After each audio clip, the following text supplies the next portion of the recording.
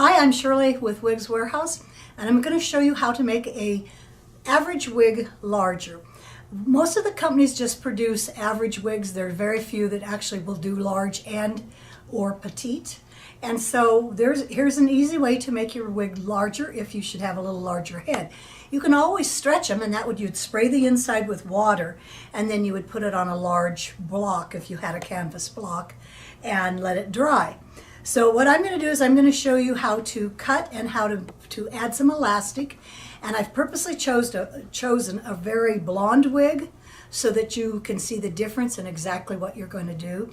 So what I'll do is I will take and I will cut this wig, and I use Ginger scissors. I like them very well. They are actually a yardage scissor. They're not a hair scissor. I find that they work really a lot better. So back to making it larger. I just cut across here, snip this elastic, and then I will add, and like I told you, I'm going to purposely add a darker color so that you can see what I'm doing. I will take this type of elastic from, usually I can get it from, you know, the strap that actually will tighten your wig if you need it to be tighter. You can see that the wig does not fall apart when you have actually cut it here, so you would sew it there and here.